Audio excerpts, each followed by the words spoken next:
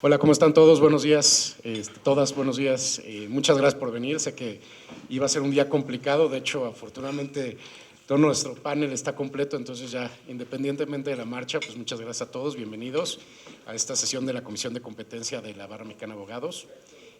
Bueno, tenemos hoy el gusto de contar con el consejero Gustavo Santillana y el primer vicepresidente Jorge Sepúlveda, que nos honran con su visita a esta comisión.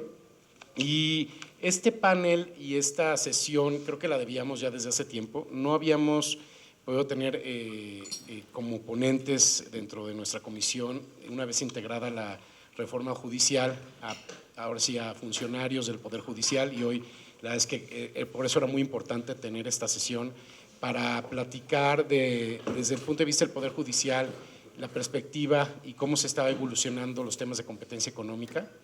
Es que para nosotros sí es un tema muy importante a raíz de criterios que han salido recientemente y cómo se va a dar esta evolución ya con la nueva conformación del Poder Judicial y obviamente ver la evolución que afecta a nuestra materia en el día a día, ¿no? Recordemos que la comisión ya con todas las facultades que tiene, poco a poco se va a volver como una autoridad, asumo, mucho más estricta, con mucho más rigor, y obviamente eso va a tener que pasar por la prueba del Poder Judicial. Esperemos que el Poder Judicial también sea un contrapeso para hacer resoluciones que en su momento pues, sí afecten los intereses y los derechos de los gobernados. Entonces creo que también eso, checks and balances, creo que va a ser muy importante ahora sí con nuestra reforma a la ley de competencia y la reforma al Poder Judicial. Esperemos que haya una buena integración.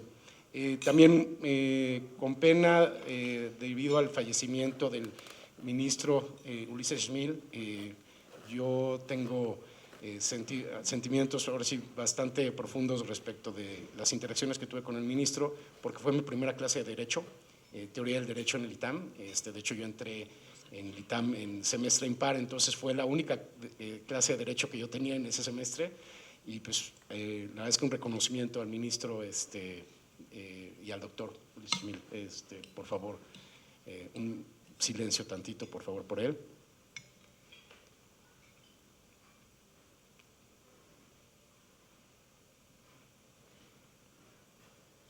Y pues bueno, ahora sí que sin más, pues damos inicio a la sesión. Yo estoy ahora de este lado porque la sesión, afortunadamente tengo dos subcoordinadores de lo más capaces y lo más competentes, mucho más que yo, entonces afortunadamente ellos van a llevar la sesión hoy, junto con nuestros tres ponentes, a los cuales Fer nos va a hacer el favor de introducirlos. Gracias. Muchas gracias a todos los aquí presentes y sobre todo a los ponentes. Yo les voy a presentar primero a la magistrada María Valdés Leal. Ella es abogada egresada del CIDE, cuenta con un máster de género, mujeres y ciudadanía por la Universidad de Barcelona y un diploma como experta en Derecho de Competencia por la Universidad Carlos III de Madrid. De igual manera ha cursado diversos diplomados y programas de especialización en derechos humanos. Inició su carrera como defensora de derechos humanos, específicamente en el caso Acteal, pero ha desarrollado gran parte de su trayectoria profesional en el Poder Judicial, donde se ha desempeñado como secretaria de juzgado, secretaria de tribunal, y también fue asesora y secretaria de estudio y cuenta en la Suprema Corte de Justicia de la Nación. Actualmente es magistrada del primer Tribunal Colegiado de Circuito en materia administrativa especializado en competencia económica, radiodifusión y telecomunicaciones. Además de su labor jurisdiccional, ha colaborado como autora en el libro Curso de Derechos Humanos y se ha desempeñado como docente en la entonces Escuela Federal de Formación Judicial y en la Casa de la Cultura Jurídica de la Suprema Corte de Justicia de la Nación. Su formación y experiencia profesional le han permitido desarrollar una visión técnica, crítica y comprometida con la impartición de justicia en México. José Omar Hernández Salgado es licenciado en Derecho por el Instituto Tecnológico Autónomo de México, ITAM. Inició su carrera profesional como colaborador en la ponencia del ministro José Ramón Cosío Díaz en la Suprema Corte de Justicia de la Nación. Posteriormente se desempeñó como director de legislación y consulta en la Procuraduría Fiscal de la Federación, donde participó en la revisión y elaboración de leyes en materia energética de 2013 a 2016. De 2016 a 2023 fungió como secretario de Estudio y Cuenta del ministro Javier Lainez Potisek, y posteriormente como director general de la Coordinación de Compilación y Sistematización de Tesis de la Suprema Corte de Justicia. Actualmente es secretario de Estudio y Cuenta en la ponencia del ministro Giovanni Azael Figueroa Mejía. En el ámbito académico, es profesor de Derecho Administrativo en el ITAM desde 2021. Es coautor, junto con José Ramón Cosío, de los libros La libertad de expresión en las sentencias de la Suprema Corte de Justicia y La Suprema Corte en la Revolución. Y finalmente, Sara Gutiérrez Ruiz de Chávez es licenciada en Derecho por la Universidad Anáhuac y maestra en Economía del Derecho de Competencia por King's College London, y cuenta con una reconocida trayectoria en el sector privado. Cuenta con más de 20 años de experiencia en la práctica del litigio constitucional y administrativo, particularmente en el manejo de litigios y procesos en materia de competencia económica, participando durante su trayectoria en casos de alto impacto que han definido la interpretación y aplicación de los derechos constitucionales y la legislación en materia de competencia económica en México. Asimismo, cuenta con amplia experiencia de la valoración de la regulación, así como en el diseño y ejecución de litigios y estrategias tendientes a proteger derechos relevantes, incluyendo energías renovables, transición energética y sustentabilidad. Ello en adición a la internalización de criterios de sustentabilidad de estrategias de competencia. Su experiencia en litigio le ofrece adicionalmente una perspectiva única en términos de asesoría preventiva, incluyendo la implementación de prácticas comerciales de conformidad con el marco legal y el desarrollo de programas internos de cumplimiento y otros relacionados con la materia. Sara es socia de la práctica de litigio administrativo especializado y competencia económica de la firma Krill, García Cuéllar, Aiza y Enríquez S.C. y es reconocida como abogada líder por diversas publicaciones y rankings especializados, incluyendo Legal 500, Chambers and Partners Latin America y Best Lawyers, Antitrust Law y además de ser asesora no gubernamental de la Autoridad Mexicana en la Red Internacional de Competencia. Bienvenidos a los ponentes y a todos ustedes. Muchas gracias, Fer.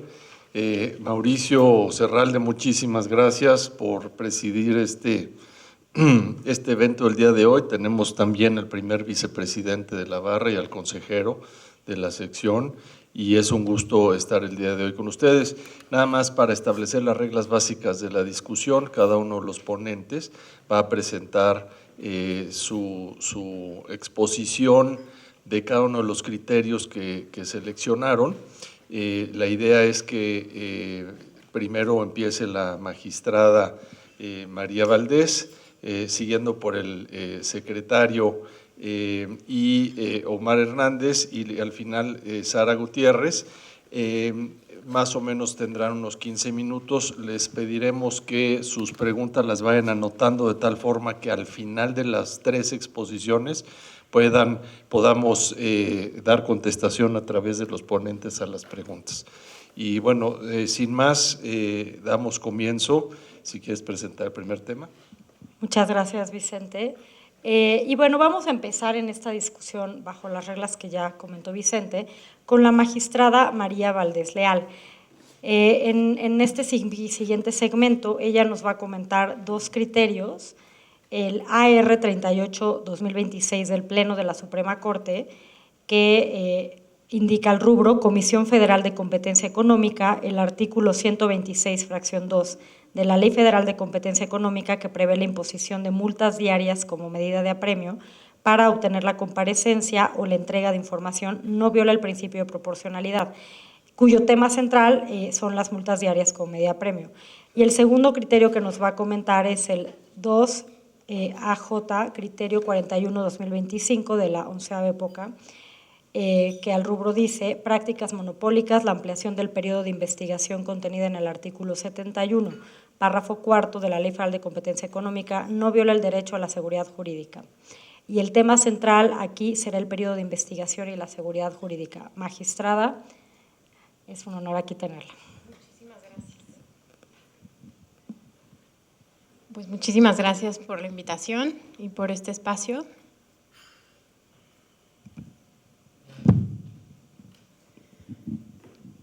voy a empezar a hablar del amparo en revisión 38-2026, resuelto por el Pleno de la Suprema Corte el 27 de abril de este año.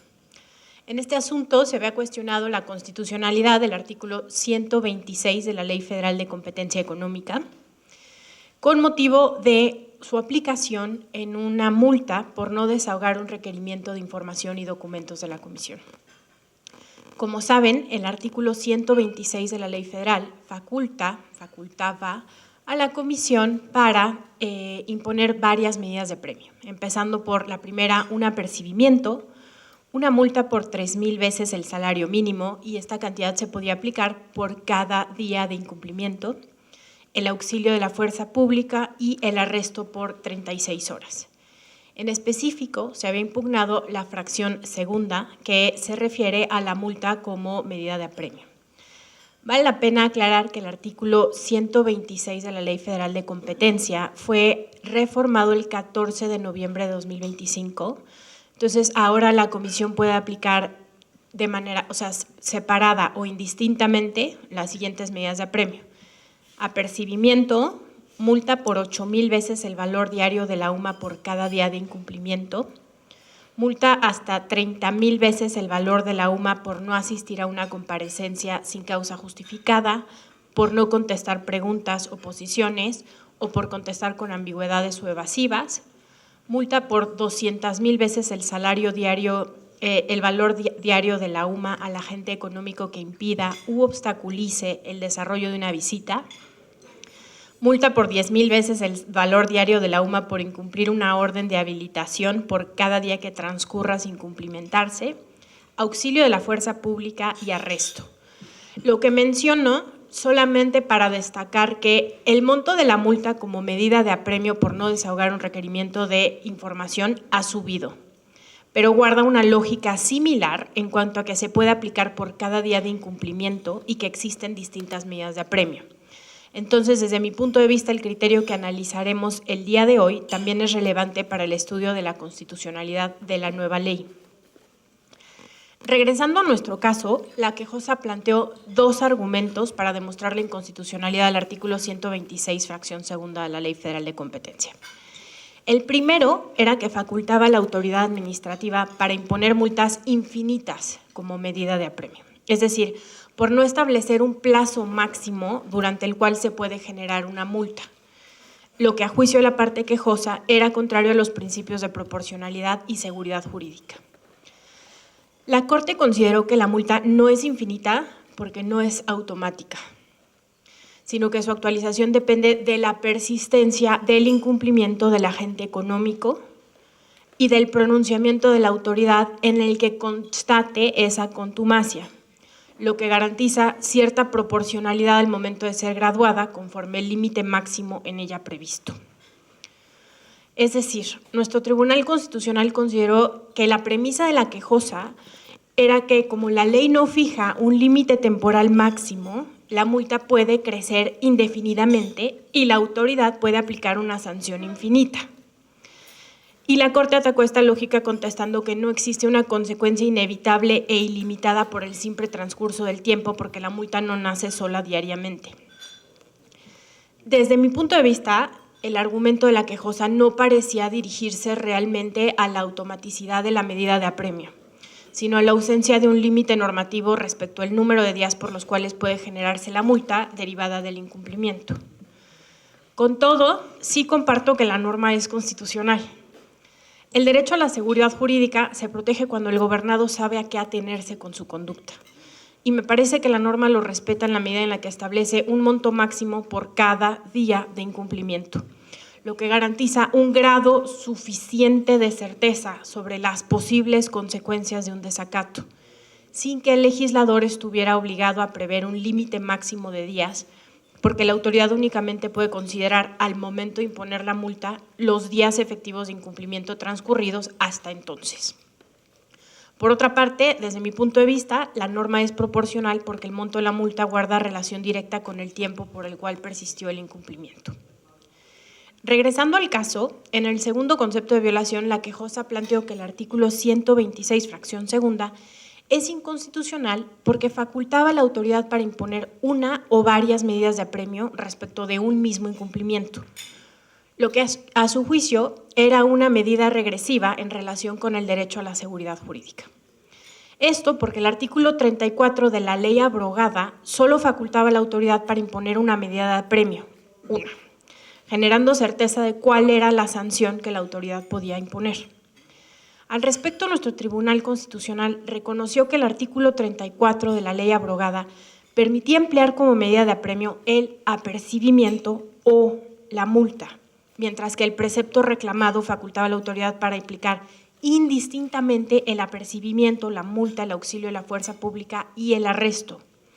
Pero consideró que el uso de la conjunción y no implicaba que la autoridad pudiera imponer simultáneamente todas las medidas de apremio. En cambio, desarrolló que éstas deben aplicarse conforme al grado de resistencia al cumplimiento mostrado por el particular en un esquema escalonado de intensidad coercitiva en el que el apercibimiento constituye la medida de menor intensidad y puede coexistir en el tiempo con la posibilidad de imponer penas más severas si persiste el incumplimiento.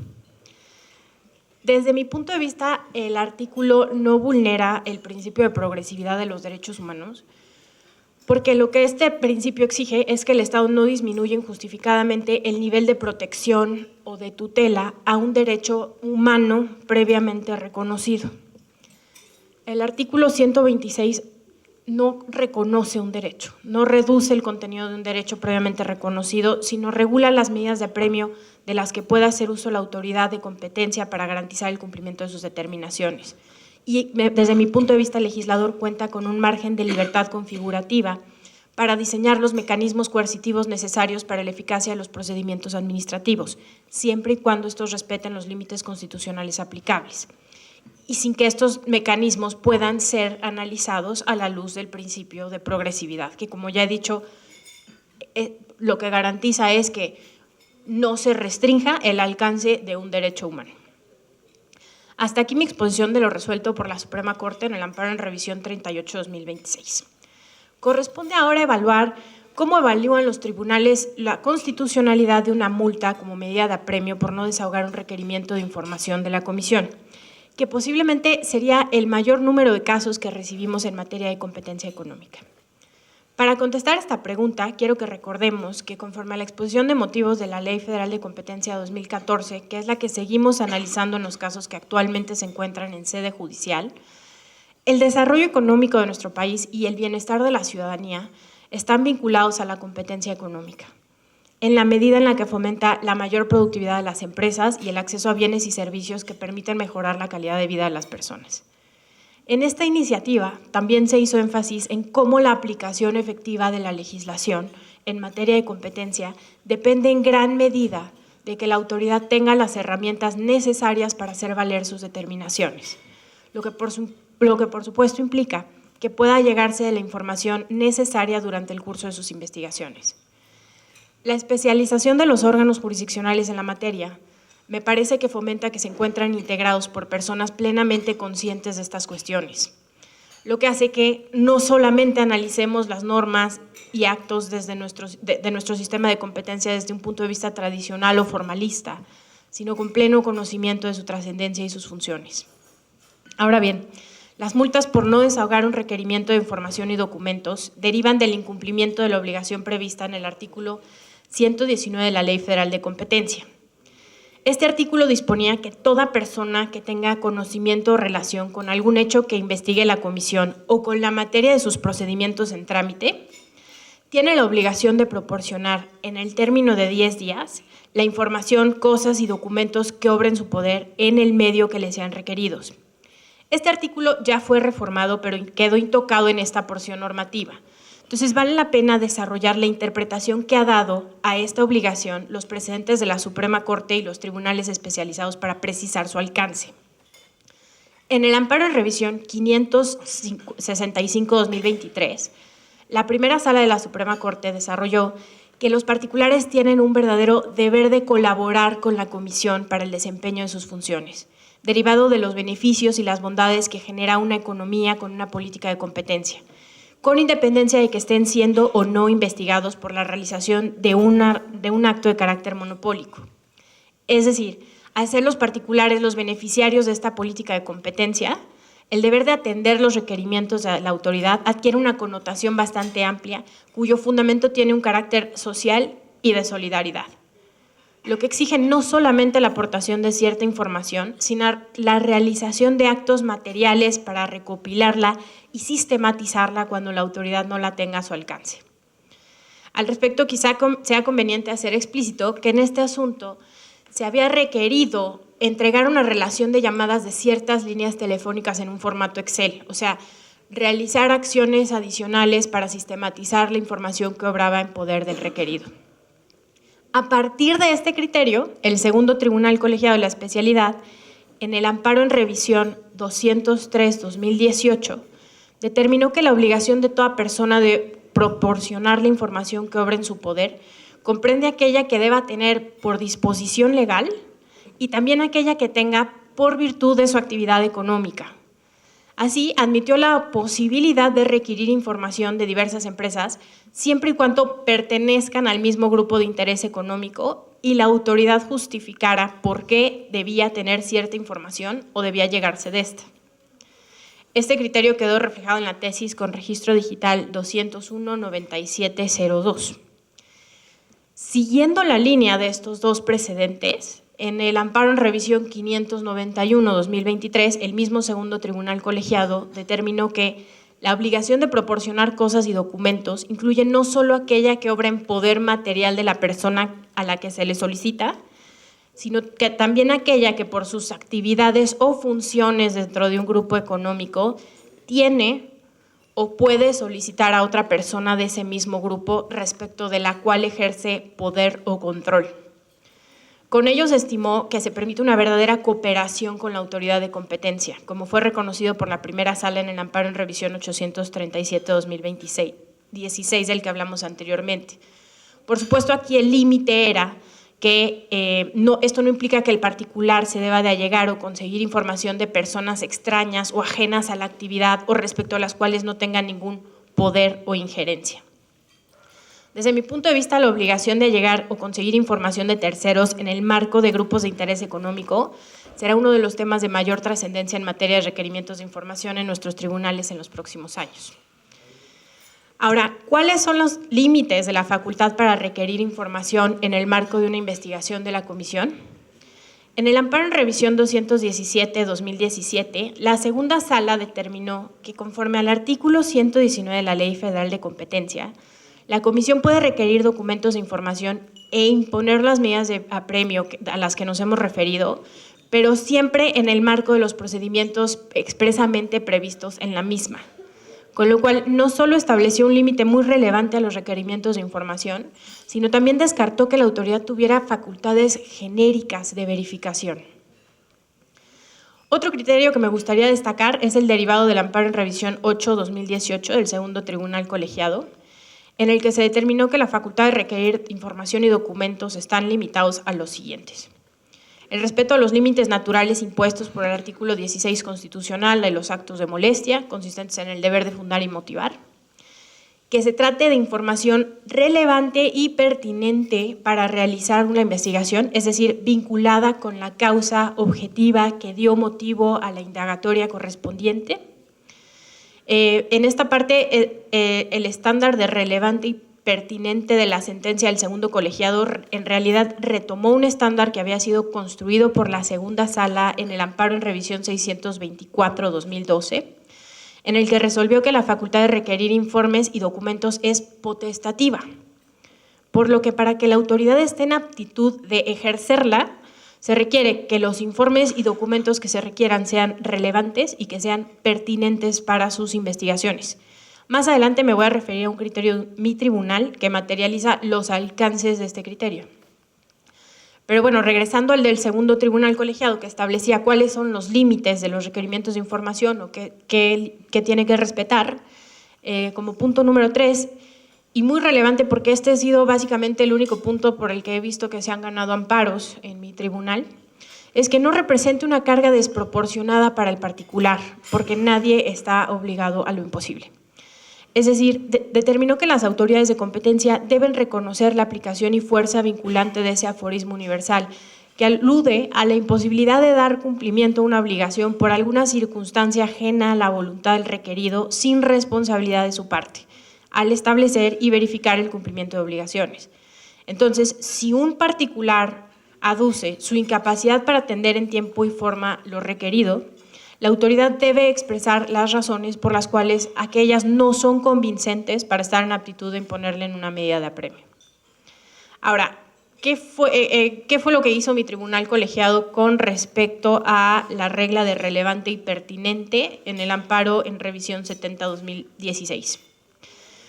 Se determinó que aunque la información y documentos deben guardar una relación razonable con la materia de la información, esto no llega al extremo de exigir que el requerimiento de información y documentación justifique cada rubro, porque ello volvería completamente ineficaces e ineficientes las facultades de la autoridad para llevar a cabo sus investigaciones. En cambio, la justificación tiene que ser suficiente para verificar que no se trate de un ejercicio arbitrario ni caprichoso de las facultades de la autoridad. Hasta aquí mi exposición sobre cómo evalúan los tribunales la constitucionalidad de una multa de medida de apremio por no desahogar un requerimiento de información, y procedo al segundo tema, que es el amparo en revisión 676-2024, que es del que deriva la jurisprudencia que nos acaba de mencionar Fer. En este asunto se cuestionó la constitucionalidad del artículo 71, párrafo cuarto de la Ley Federal de Competencia. Este artículo establecía que el periodo de investigación por prácticas monopólicas o concentraciones no puede ser inferior a 30 días ni exceder 120, y que el periodo podía ser ampliado hasta por 4 ocasiones, siempre y cuando existieran causas debidamente justificadas a juicio de la autoridad investigadora. Los quejosos consideraban que esto era contrario al derecho a la seguridad jurídica por no regular de manera clara los parámetros para ampliar el periodo de investigación. La Suprema Corte resolvió que el precepto no es violatorio del derecho a la seguridad jurídica en la medida en la que establece un lineamiento suficiente para dirigir las actuaciones de la autoridad investigadora. Esto es, dispone que únicamente cuando existan causas debidamente justificadas, la autoridad podrá ampliar el periodo de investigación, lo que puede ocurrir hasta en 4 ocasiones, sin que el legislador estuviera obligado a desarrollar todos los supuestos que pueden ser considerados como debidamente justificados para cumplir este principio. La relevancia de este criterio radica en que, aunque la reforma publicada el 16 de julio de 2025 disminuye el número de ocasiones en que puede ser ampliada una investigación a 3, el estándar es el mismo, cuando existan causas debidamente justificadas para ello a juicio de la autoridad investigadora. Al respecto, solo considero pertinente destacar que en los amparos en revisión 622 y 623-2012, la segunda sala ya había reconocido la constitucionalidad de un artículo similar en la ley abrogada el 6 de julio de 2014 a la luz de los principios de legalidad y seguridad jurídica, sobre la base de que las investigaciones pueden implicar el descubrimiento de prácticas o actos de muy distinta naturaleza, que implican la realización de gestiones, actos, diligencias varias, de carácter técnico que pueden generar cierta complejidad en la indagatoria, y explica que el legislador fijara un plazo máximo de 120 días, pero más aún que haya previsto la posibilidad de ampliarlo. Y si bien no fijó supuestos específicos para el ejercicio de esta atribución, ello no libera a la autoridad de explicar o razonar los motivos por los cuales amplía el periodo de la investigación, porque la norma la autoriza para hacerlo cuando existan causas debidamente justificadas, lo que se traduce en que la comisión debe fundar y motivar el acto correspondiente, observando el artículo 16 de nuestra Constitución. Es todo.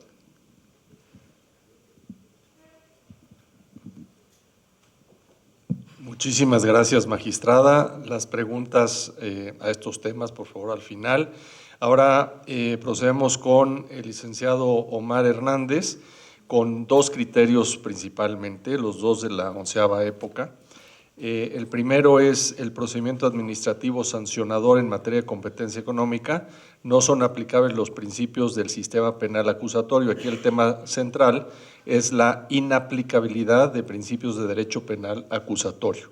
Ese no sé si lo vamos a dejar para otra ocasión, y vamos a pasar al segundo, El segundo, que es competencia económica, las comunicaciones realizadas a través de herramientas de trabajo para el cumplimiento del objeto social de la empresa no están amparadas por la inviolabilidad de las comunicaciones privadas, y aquí el tema central son comunicaciones en herramientas de trabajo no protegidas como privadas.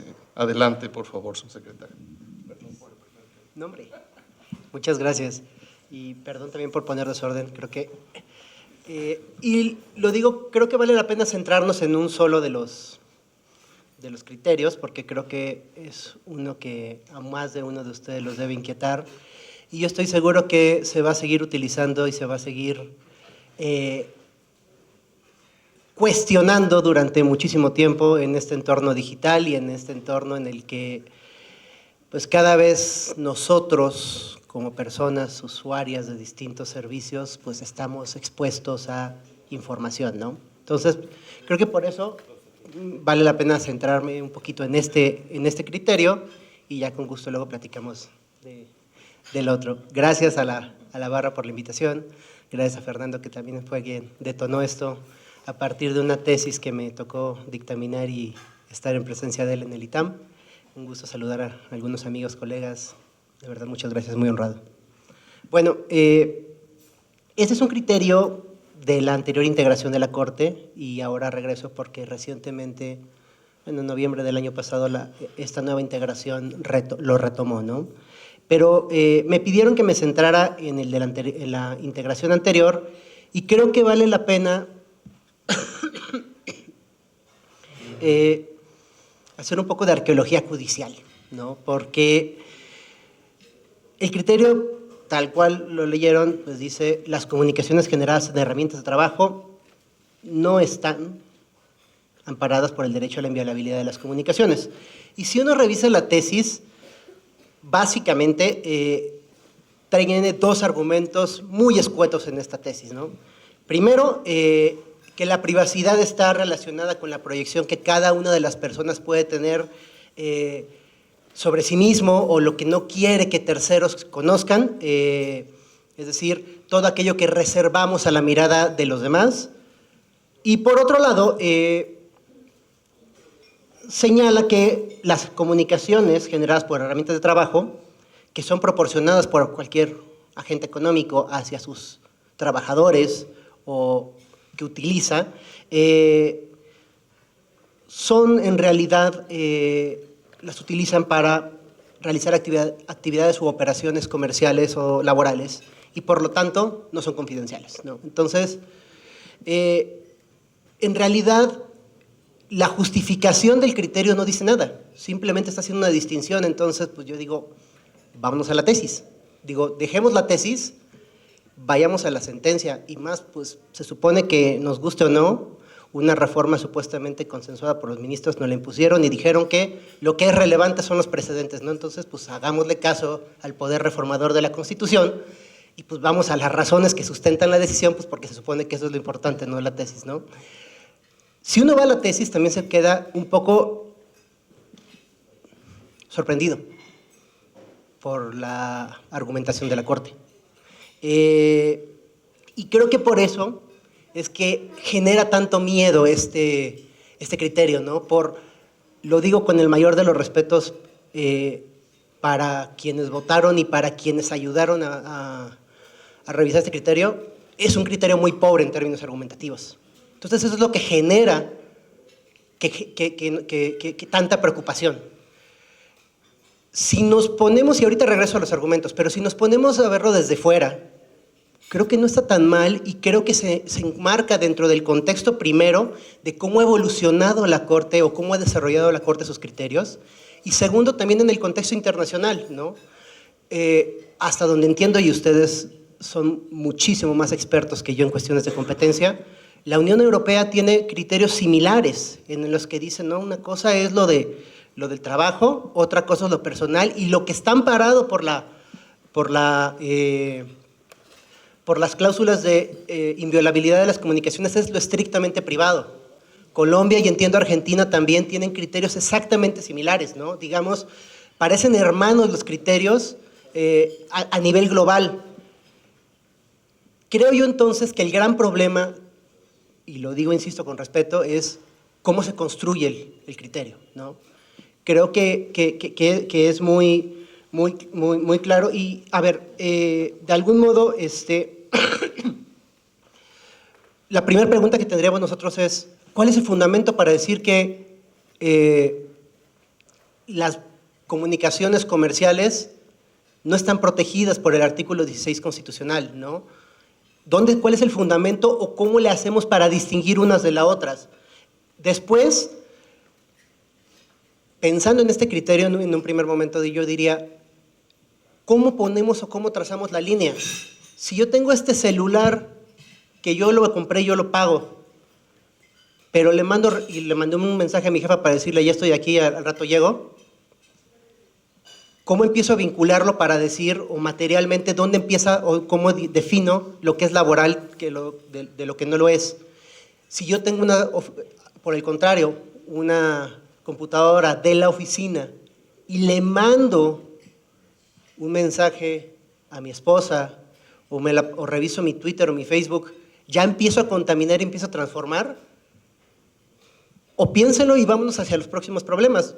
¿Qué hago cuando la nube no está o no tengo información en la computadora y la tengo en una nube? O sea, creo que son problemas que todavía, al menos en corte, ¿no? Desconozco y me disculpo porque no tengo el expertise directo de lo que está pasando, lo que están litigando tanto ustedes como en los propios tribunales, pero creo que son los problemas que hacia dónde van, y lo digo última vez con mayor respeto, la incertidumbre que nos genera este criterio deriva de la argumentación. ¿Y por qué deriva de la argumentación? Porque desafortunadamente, si nosotros revisamos un poquito cómo se fueron construyendo los criterios de privacidad, y bueno, nada más, antes de entrar a esto, este es un asunto en el que básicamente se trata de una investigación que realizó COFESE en relación con el mercado de bonos, de CETES y bonos gubernamentales, ¿no? Entonces, entiendo que en algún momento uno de los agentes económicos se acerca con COFESE y le dice, oye, yo quiero evitar una multa, me acojo a los programas de inmunidad o los programas para reducir las multas que ustedes tienen, y vengo a presentarte unos chats de 2 plataformas, Bloomberg y la otra no lo recuerdo cuál es, pero 2 plataformas en las cuales estos traders se están poniendo de acuerdo para tratar de afectar el mercado de los bonos, ¿no? Entonces es una persona que participa en esas conversaciones quien le entrega a COFESE esto, ¿no? Entonces, ese argumento yo nunca lo vi en la sentencia de la Corte. O sea, puede ser que también haya sido una estrategia del propio litigante, pero como tribunal, la Corte nunca utiliza o nunca revisa, oye, pues aquí no hay comunicación privada, más bien hace un paso mucho más para atrás y empieza a retomar algunos criterios, y el primer criterio de privacidad y las comunicaciones, como ustedes seguramente saben, es un asunto muy viejo de Javier Mijangos, ¿no? Un asunto muy viejo, que era un litigio civil o un litigio familiar más bien, por el divorcio y la guardia y custodia de unos menores, ¿no? Entonces, el esposo sabe que la señora le pone el cuerno, o los dos se ponían el cuerno, y va con un notario, le lleva la computadora de la esposa, abre la cuenta de correo de la esposa y le saca todos los chats que tenía con el amante, ¿no? Con base en esos chats, va con un juez y le dice, acredítame que hay una causa de divorcio necesaria. Todavía estábamos en los tiempos en los que se tenía que justificar, y no solo eso, te pido que, como esta es una mala mujer, yo me quiero quedar con los hijos, ¿no? Bueno, el asunto llega a la Corte, y es el único que tenemos sobre privacidad en un primer momento, en donde también con una argumentación de pocas líneas y con poca justificación, pero es muy potente, porque básicamente lo que dice, o pareciera que es un criterio muy expansivo, lo que dice ese asunto es, el artículo 16 protege todas las comunicaciones. Y no solo protege todas las comunicaciones, cuando hace referencia a intervención, no solamente me está refiriendo a que puedan incidir en tiempo real, es decir, cuando sabíamos o cuando se piensa en que alguien está conectándose, colgándose una llamada para estarme escuchando. Dice, no, La primera sala en ese entonces, con un criterio, insisto, muy expansivo, dice, el artículo 16 protege todo, cualquier tipo de comunicación, protege cualquier tipo de registro, entonces tú no me las puedes pedir. Es decir, lo que dice la Corte es, ningún tercero ajeno a esa conversación puede conocer de su contenido. Entonces, ¿cómo pasamos de ese criterio a otro? Pues si vemos las dos cosas, yo diría, porque todo el mundo se puede escandalizar y decir, oigan, ¿qué pasó después? Y vuelvo ahora sí al caso. Si revisamos la sentencia, los argumentos son muy pobres porque dogmáticamente dice, lo que garantiza el artículo 16 constitucional son las comunicaciones privadas. Punto número 1. Por lo tanto, todo lo que no sea privado está excluido por esto, ¿no? Esa es la premisa central. Luego hay una segunda premisa y que deriva de un segundo asunto en el que curiosamente el mismo banco que estaba impugnando el asunto había sido previamente sancionado por la Comisión Nacional Bancaria de Valores por ese mismo caso parece ser que son hechos distintos para tratar de que no se hizo dijeron que no se hizo el non bis in idem, pero al final es el mismo caso. Es decir,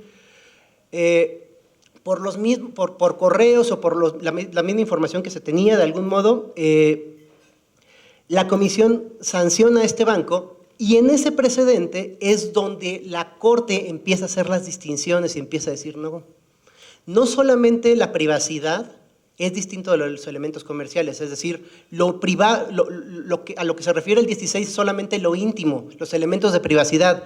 Hay un segundo elemento que es más poderoso y quizás, si me lo permiten, de mayor cuidado, que es porque se justifica en el 25 y 28 constitucional. La Comisión Nacional Bancaria de Valores tiene una función en términos de la protección del sistema financiero y, por lo tanto, para cumplir su objetivo, se justifica que les otorguemos todas las facultades que sean necesarias para cumplir ese fin. Si ven ese argumento, ya les vi las caras y me gustaría tomarles una foto. Todo el mundo se espanta, porque basta este argumento para decir, se acabó todo, creo. O sea, si yo justifico que es necesario para la consecución de mi objeto, apaga y vámonos. Creo que ese es un error que comete la Corte, no en este caso, en todavía uno previo. ¿Cómo se pudo haber construido? Porque, insisto, yo creo que el criterio está bien hecho. Yo creo que al final la conclusión es razonable, primero en términos de justificaciones externas, en términos de lógicas argumentativas. ¿Y a qué me refiero por esto? Desde hace mucho tiempo la Corte ha dicho que no todos los derechos fundamentales son ilimitados, ¿no? Creo que eso lo tenemos ya completamente interiorizado, ¿no? Siempre hay esta colisión de derechos, que yo nunca he entendido cómo se pondera o cómo se pelea uno y otro, pero bueno, siempre se dice hay una ponderación y no pueden ser ilimitados porque se va a chocar uno con el otro. Segundo problema, hay criterios firmes de la Suprema Corte en los cuales dicen, perdónenme, las personas morales no pueden tener los mismos derechos que las personas físicas, ¿no? Hay distintos criterios en los que dicen ni todos los derechos ni en el mismo alcance. Es decir, y recordarán algún caso en el cual una empresa quiso ir a solicitar un permiso para pues tener prácticamente una patente para tener comercialización y como quieran, como espacios para fumar marihuana, ¿no? Y le dijeron, compadre, pues esto no es derecho a la salud, tú eres una empresa, tú vienes a lucrar. Y la Corte, con unanimidad, o sea, una paliza en el Pleno, le dijeron, tú eres una empresa, no puedes venirme a decir que tienes ese derecho. Entonces, concatenemos esas dos cosas. Ni todos los derechos son absolutos. Segundo, creo que es razonable y en la teoría jurídica contemporánea, no solo en México, entendemos que las empresas no pueden tener los mismos derechos que las personas. Creo que podríamos empezar a partir de ahí a construir otra cosa. Y ahora sí podríamos ir al 25, que históricamente, como ustedes saben, ha sido un argumento poderosísimo para tratar de justificar por parte del Estado cualquier cosa, ¿no? En los asuntos de la industria eléctrica, aun cuando la reforma establecía las distintas separaciones, la reforma a la industria eléctrica del expresidente López Obrador que dice, yo puedo brincarme la estructura o la división entre transmisión, distribución, comercialización, y puedo establecer preferencia en el despacho con fundamento en el 25. Es decir, el Estado siempre va a justificar el 25 y esto creo que tiene razón, ¿no? Y esto en términos igualmente conceptuales. Ahí están quien creo yo que mejor ha trabajado esta justificación de por qué el Estado tiene que intervenir en el mercado y por qué el Estado tiene que estar ahí mediando es el profesor español José Esteve Pardo, ¿no? Que tiene algunos artículos importantes sobre regulación. Pero al final lo que dice es el Estado tiene que estar ahí, porque como sociedad hemos reconocido que necesitamos que alguien nos medie y nos ponga límites. Entonces, si juntamos esos tres argumentos y la Corte ya ha dicho, a ver, la rectoría no es ilimitada, la rectoría se entiende con otros principios, creo yo que ahí hubiera sido más difícil, pero más favorable para todas las personas, tratar de entender cómo juega la rectoría y la protección del sistema financiero o la protección de otros valores constitucionales como el propio mercado, ¿no? Porque claro, estamos en un derecho pues, del capitalismo, pero del capitalismo pensado como lo piensan, y aquí a lo mejor mis colegas que estuvieron en el ITAM se van a reír de mí, y se van a acordar de un profesor, Isaac Katz, que se enojaba cada vez que decían, no somos neoliberales, ¿no? Somos liberales puros, ¿no? Pero si le hacemos caso a Fernando Escalante y a muchos otros, lo que identifican es, no, los nuevos liberales reconocen que necesitamos al Estado. Necesitamos al Estado para intervenir porque el Leviatán está desconcertado. Entonces, creo que el gran problema, y ya para terminar, porque ya se me está acabando, al menos en esta parte, es, creo yo que la argumentación de la Corte pudo haber sido mejor para tratar de estructurar cómo es el Leviatán desconcertado, que no sabe cómo le van a hacer los particulares hoy para esconder información, cómo juega esa potestad tan amplia para tratar de no proteger o no incidir indirectamente derechos humanos. Ahora, vuelvo al punto, en el criterio que estamos platicando no se refiere o no se delinea nada. Hay un nuevo criterio de la Suprema Corte que prácticamente retoma la estructura y la argumentación de todos los precedentes previos que someramente les he platicado, y sí hace una distinción. Entonces, ahí es cuando trata de decir, lo que no es privado es lo que está en el domicilio de la persona y que está encaminado a la consecución del objeto social. Entonces pareciera que hay una especie de doble grada. Autoridad, yo puedo ir y en una visita solicitarte toda la información. Una vez que yo te solicito toda esa información, puedo no usarla si yo me doy cuenta que tiene un elemento privado. Eso parece ser que dice el criterio de la Corte. El último criterio. Y es curioso porque esta distinción no está ni siquiera en la tesis de jurisprudencia que recientemente se publicó hace casi un mes más o menos. Pero si revisamos otra vez la ejecutoria, vayamos a las ejecutorias, ahí pareciera esta distinción. Sin embargo, insisto, la argumentación ya está muy pesada, porque si ya se permitió la intrusión y diciendo, por lo tanto, esto no entra dentro, pues ¿cómo cómo piensen ustedes o pensemos juntos colectivamente qué implicaciones va a poder tener en términos de litigio? Simplemente, ¿qué voy a tener que hacer yo como empresa? Pues tener toda mi información en mis nubes, no tenerla directamente ahí. No lo sé. Creo que con esto podemos empezar a platicar y a rebotar con ideas, y creo que por eso era bueno centrarme solamente en este asunto. Espero haber sido claro. Muchas gracias. Muchas gracias, licenciado Omar. Y ahora vamos a escuchar a la maestra Sara Gutiérrez con dos criterios también muy relevantes. El primero tiene bastante relación con el que se acaba de comentar. Son competencia económica, el artículo 24, fracción segunda de la Ley Federal relativa, abrogada, no vulnera el derecho a la inviolabilidad de las comunicaciones privadas, cuyo tema central es la inviolabilidad de comunicaciones en visitas de verificación. Y el segundo criterio es Comisión Federal de Competencia Económica, la obligación de proporcionar información establecida en el artículo 119, alcanza a las empresas controladoras respecto de la información que obra en poder de sus subsidiarias. Sara, si nos quieres comentar, muchas gracias. Muchas gracias. Gracias primero a la barra por la invitación, gracias a los panelistas. Es un honor estar participando en este panel.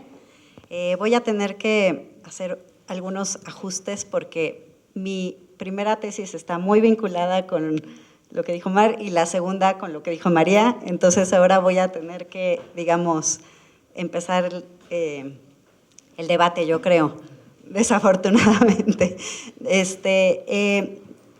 Esta segunda tesis está muy vinculada con todo lo ya mencionado recientemente por Omar. Básicamente dice que el artículo 24, fracción 2 de la Ley de Competencia anterior, que es el que facultaba a las visitas de verificación, no vulnera la inviolabilidad de las comunicaciones privadas. Un poquito de contexto, pero es muy parecido al otro, es básicamente la empresa visitada, lo que argumentaba es que realmente lo que argumenta la empresa es, oye, el artículo 24 le da las facultades a la comisión para ir a visitar y para obtener información, archivos, documentos, pero eso no significa que la autoridad pueda intervenir comunicaciones privadas, es decir, podrías ver archivos que no son comunicaciones privadas, podrías copiar computadoras siempre que no fueran comunicaciones privadas, porque de lo contrario, esto sería, rompería con la prohibición del artículo 16 constitucional.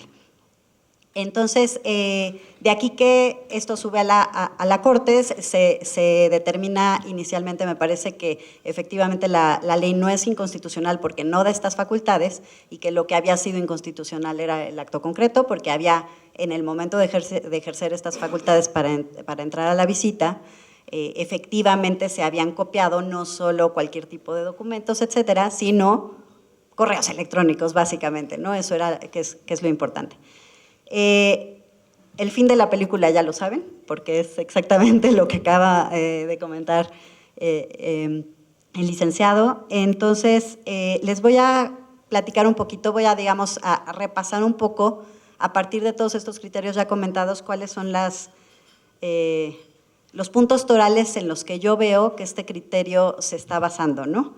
Para llegar a esta conclusión. Primero, es que básicamente se parte de la premisa de que la autoridad está facultada para acceder a computadoras y dispositivos electrónicos que se encuentren en el domicilio. En este criterio, me parece que es el que estaba precisamente mencionando, que es el más nuevo, el del 24, aquí ya se empieza a ver el tema de que la información tiene que estar en el domicilio.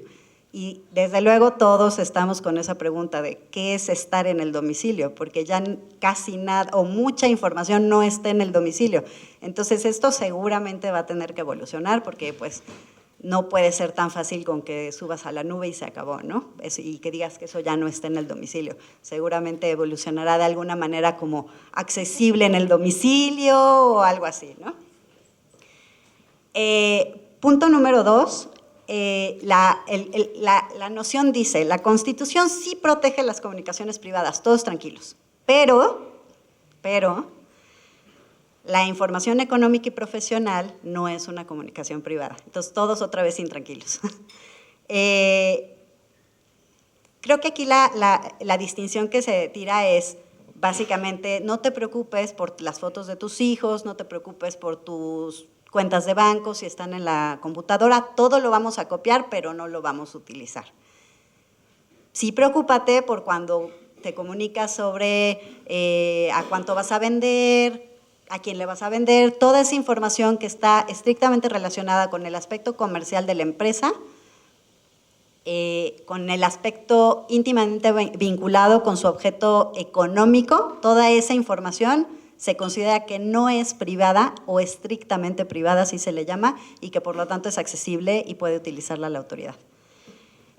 Esto aquí sí creo que es una ruptura, una separación o una modulación, si lo queremos decir así, con el criterio inicial de la garantía formal.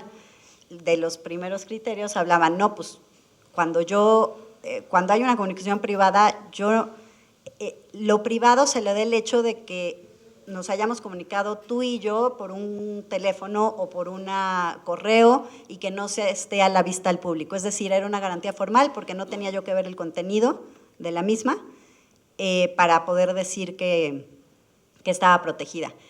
A mí me parece que no hay manera, honestamente, de empatar estas dos cuestiones. No puedes saber si es información económica y comercial y propia del objeto de la empresa si no la lees, ¿no? O sea, vas a tener que leerla para entonces saber cuál de las dos es, y eso no veo cómo se puede conciliar con la garantía formal.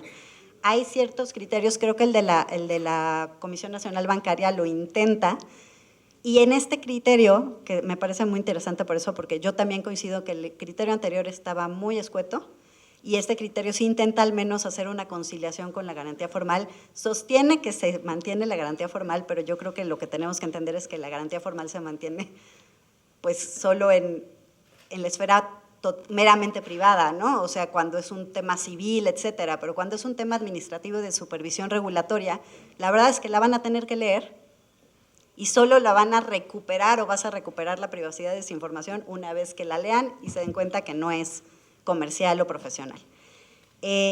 La distinción que se hace en este criterio, porque sí se hace una referencia, oye, sí sabemos, digamos, es una especie de, estamos conscientes de que hay todos estos criterios previos en materia de privacidad de las comunicaciones, de comunicaciones privadas, pero lo que hace es hacer una distinción que la verdad sí es interesante y puede empezar a plantear una alternativa más razonable, y es decir, oye, hay todos estos criterios, el de garantía formal, el de que no importen que esto era muy importante y fue muy avanzado en su momento, no importen que soporten, ¿no? Porque antes era, pues es una carta está protegida, pero un correo, un chat, y este criterio, el original, lo que dice es garantía formal, no importa el soporte en el que esté, mientras que sea privado se va a proteger, etcétera, pero lo que dice este criterio es, todo eso era en materia civil, y digamos que básicamente ve la protección, sí en relación con la comunicación y en relación me parece que también con el titular, entonces, y con la situación. Es decir, si el titular es un titular privado y es una situación privada, probablemente la protección va a ser más amplia de este derecho. Si estamos hablando de una situación o un contexto regulatorio de supervisión pública en el que el Estado está ejerciendo funciones de policía, el mensaje es, ahí no va a ser, digamos, la protección tan amplia.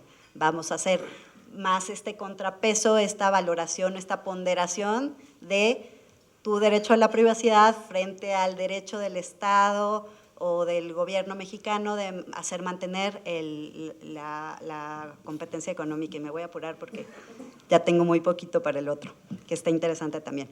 Entonces, un punto muy importante que creo que se tienen que llevar es que en este se hace de alguna manera claro el límite del ejercicio de la investigación, que creo que, aunque esto está analizado en relación con visitas de verificación, pues se puede trasladar, me parece, como creo que mencionó la magistrada previamente, a qué pueden pedir las autoridades también por escrito.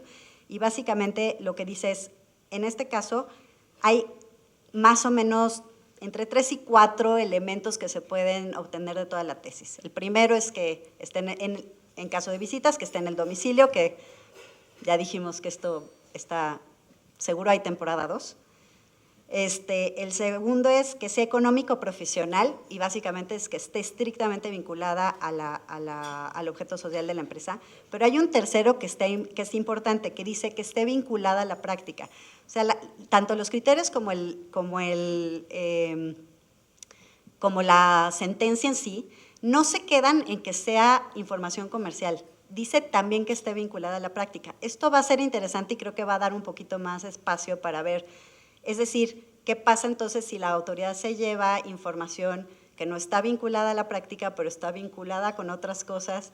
Ahí me parece, o sea, estoy imaginando, ¿no? Estoy volando, pero ¿qué pasa si ven cosas que tendrían que estar reportando otra autoridad, ¿no?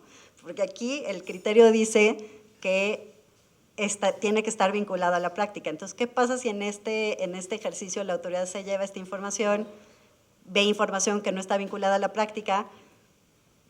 Ahí qué hacemos, ¿no? Eso está protegido o no está protegido porque no está vinculado. Genera responsabilidades para la autoridad si no lo reporta, no sé. Esto, para crear controversia solamente, que me encanta. Y otra es un elemento muy importante es que esté estrictamente vinculada a la actividad de la empresa y que sea dentro de las funciones del cumplimiento de la ley. O sea, es decir, no es solo que esté vinculado con la práctica, sino que esté vinculado con el cumplimiento de la ley.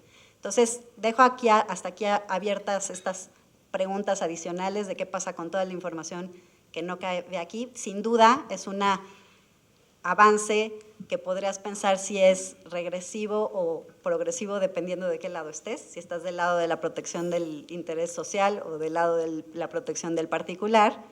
Pues si es del interés social, dirías esto es progresivo, no es regresivo. Si estás del otro lado dices, bueno, ya ahora pueden revisar todo cuando antes no podían revisar nada según los criterios. Entonces, pues tenemos ahí bastante que opinar.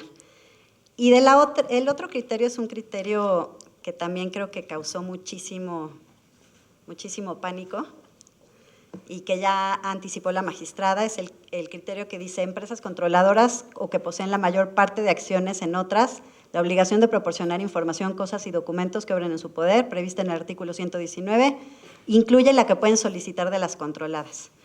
O sea, básicamente aquí lo que dice es, cuando el 119 dice que tienes la obligación de presentar toda la información que obre en tu poder y en el medio que te la piden, no solo, es decir, obra en tu poder, se tiene que interpretar no como la información que está en tu posesión, sino como la información que tú tienes la capacidad de conseguir de tu grupo económico. ¿Qué quiere decir esto? Que la comisión puede llegar con una empresa que tiene 25 subsidiarias y pedirle información de las 25. Y va a estar obligada, conforme a este criterio, que me parece que todavía es aislada, sí. Vas a estar obligado a presentar toda esta información, o al menos hay un criterio que ya de entrada piensa que estarías obligado y tienes esta, digamos, indicación de que uno de los tribunales eso es lo que piensa. Ahora, ¿sí son los dos en el mismo? Okay. Perfecto.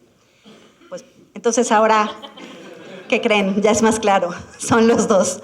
Entonces, creo que aquí vale la pena regresarnos un poquito a retomar lo que ya exponía la magistrada sobre la evolución de qué pasó con esto.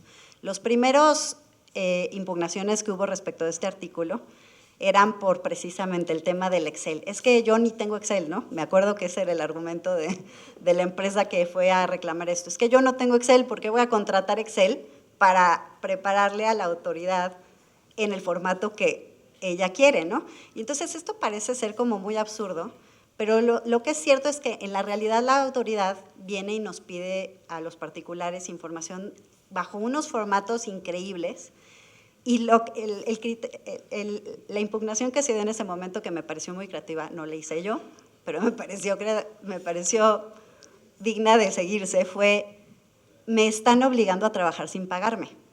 ¿Por qué? Porque yo tengo toda esta información, pero no la tengo procesada de esa manera y voy a tener que asignar a lo mejor a 5 o a 10 personas para que las procesen.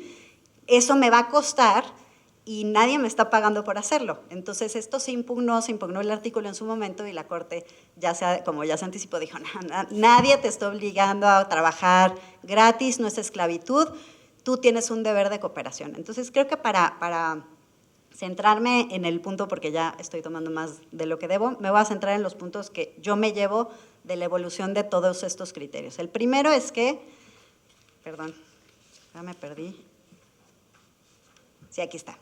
El primero es que todo parte, y tenemos que asumir como litigantes, que todo va a partir de que la investigación de prácticas monopólicas es una función constitucional y que al ser una función constitucional, el Poder Judicial la está viendo y probablemente la va a seguir viendo como un tema que va a pesar dentro de una ponderación de derechos. Es decir, ya no podemos pensar solo en nuestros derechos individuales o fundamentales, sino que esos van a entrar en contrapeso contra la facultad de la autoridad, porque así se ha estado analizando en todos los criterios.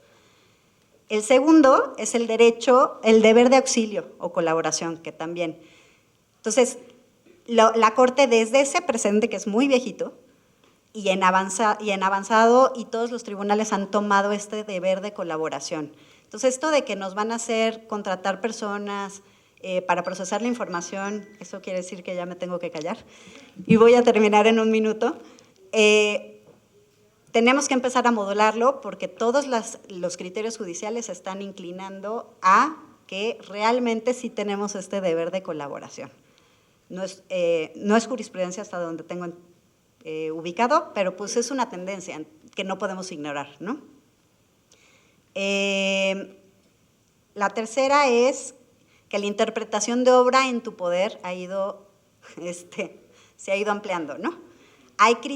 Hubo unos criterios iniciales que decían, la información que obra en tu poder es la que tú tienes porque tienes obligación legal de tener, o la que tú tienes de facto porque tus actividades te lo obligan, ¿no? Fue como, digamos, una de las primeras interpretaciones. Esto es bastante razonable cuando trabajas como particular, porque dices, bueno, si yo solo estoy obligado a presentar lo que estoy obligado legalmente a tener y lo que tengo de facto, pues eso hace sentido. La evolución de esto fue precisamente a entender que esto de obra en tu poder no es lo que está en tu posesión, sino un poquito, casi es tu poder como capacidad de obtener, ¿no? Así es como se está evolucionando a entender. Entonces, esto, personalmente, a mí sí me parece excesivo. El criterio que dio lugar a la tesis habla de un tema de equidad que no se analizó.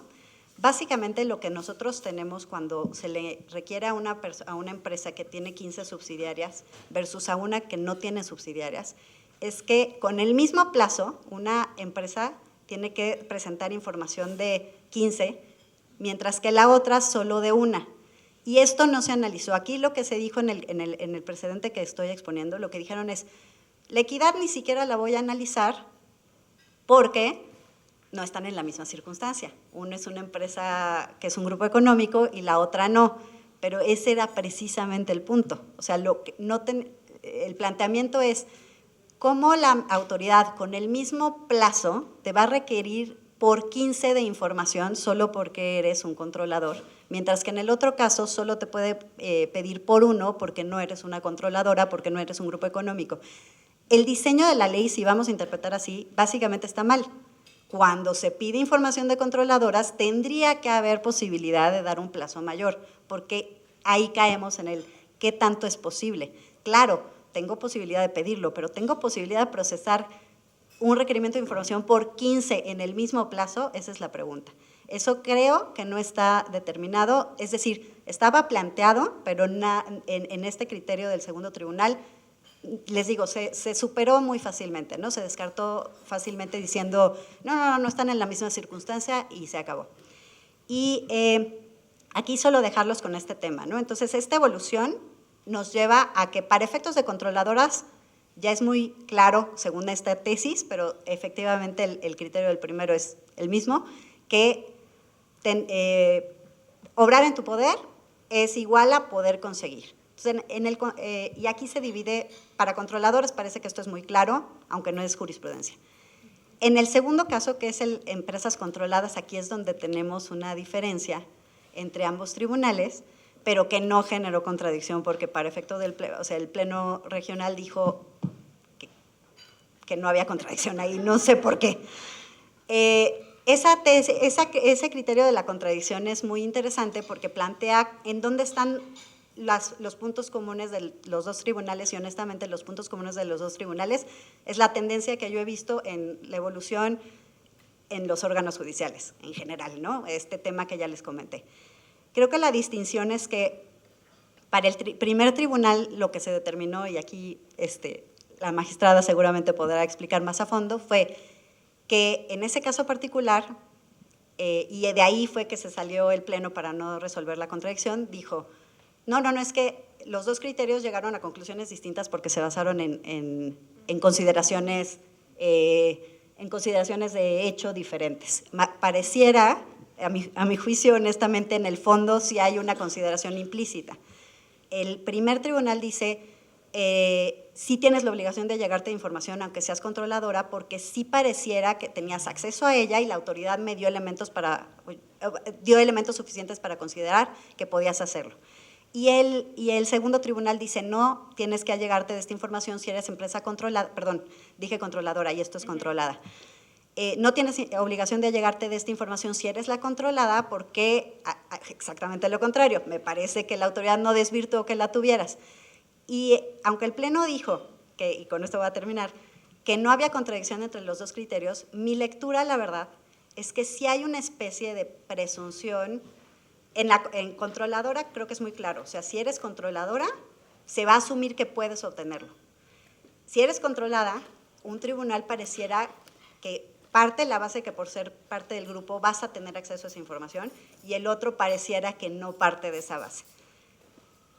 El Pleno Regional, que es el encargado de resolver y no yo, dijo que en realidad no, que no hay esta contradicción y por lo tanto, en el caso de controladas,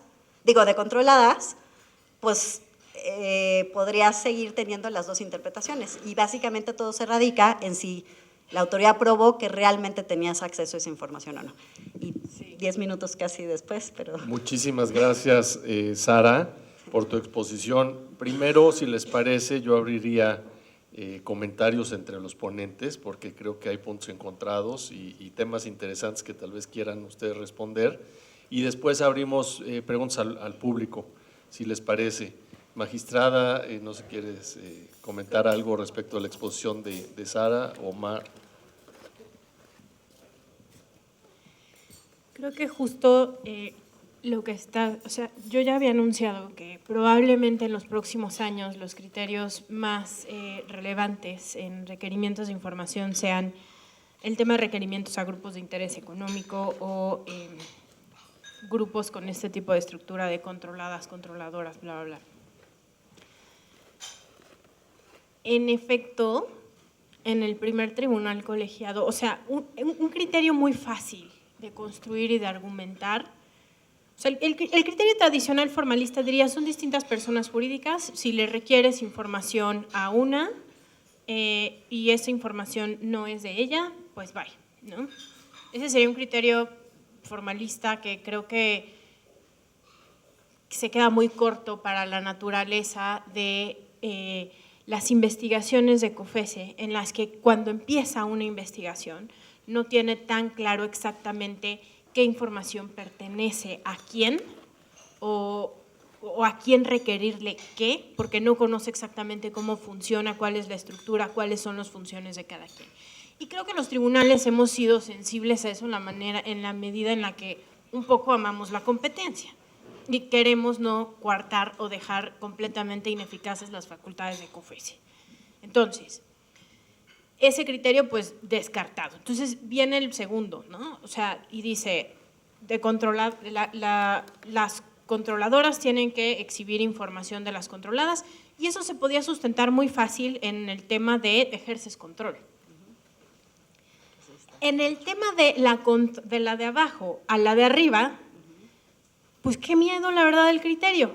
Entonces, en efecto, en esa sentencia del primer tribunal colegiado, me parece que hubo un punto en el que la discusión entre nosotros sí estaba tan pesada y había tanta dificultad para llegar a un acuerdo, no solo respecto a la conclusión final, si una subsidiaria puede desahogar información de la controladora, sino también de cómo construir ese criterio, a partir de qué.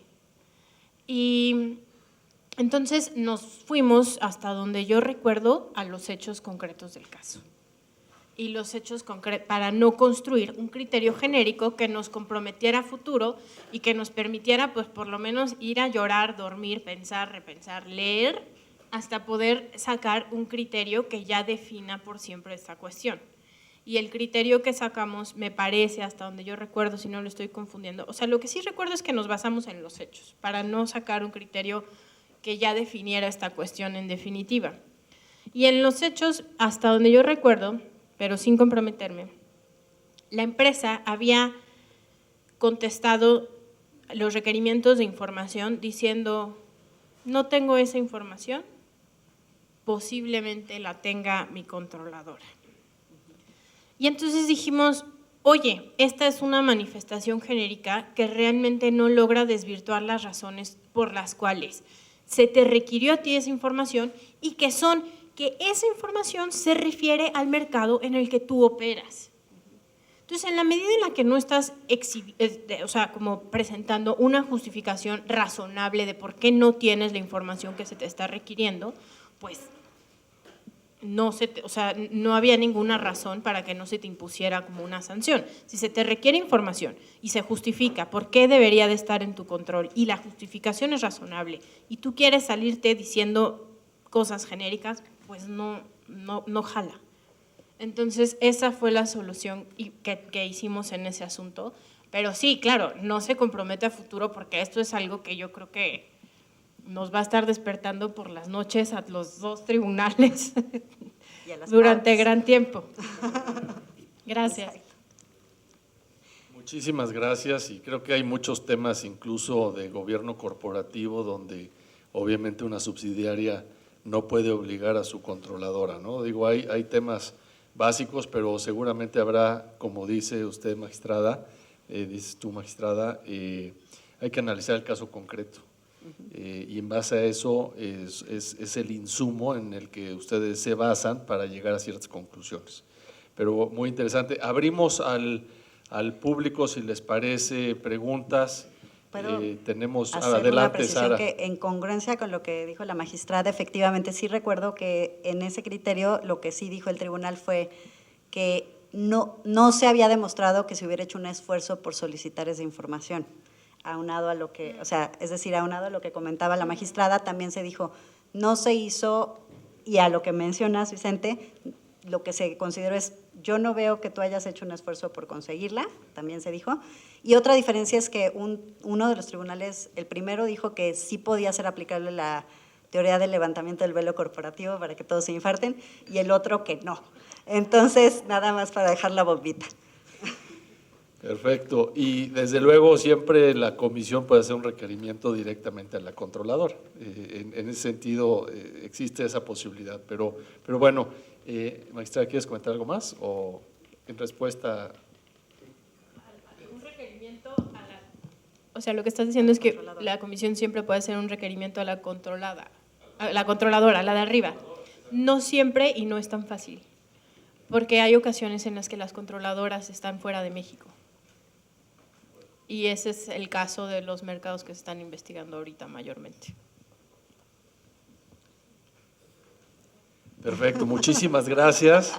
Y creo que es un tema que da para muchísimo y seguramente hay casos actuales y futuros en los que se va a dirimir este tipo de cuestiones. Un paréntesis, todas las opiniones vertidas en este panel son opiniones personales, no representan desde luego los criterios de los cargos, y creo que siempre hay que mencionar este tema, ¿no? Para no comprometer a nuestros ponentes. Y bueno, adelante con preguntas. ¿Alguien tiene algún comentario, pregunta, sugerencia? Perdón, antes de recabar las preguntas, nada más me quedé en el inicio.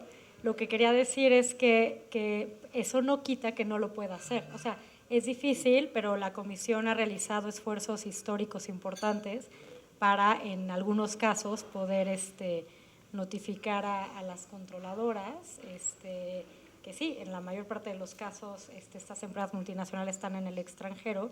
Es muy complicado, lo ha logrado en algunas situaciones, pero el hecho de que no lo logre no quiere decir que entonces vaya necesariamente con las subsidiarias a tener que, o sea, a poder extraer toda la información que necesita, ¿no? Perdón, nada más era… Perfecto, pues abrimos el piso para preguntas, comentarios. Yo tengo una de internet. Del público de internet preguntan, para justificar el acceso a las comunicaciones privadas y posterior discriminación de qué es información personal y qué es información económica, ¿no sería viable hacerlos de una desestimación de la expectativa de privacidad reconocida por el artículo 16 constitucional? Lo propongo desde un posible paralelismo con la teoría de la desestimación de la personalidad jurídica atribuida a las personas morales.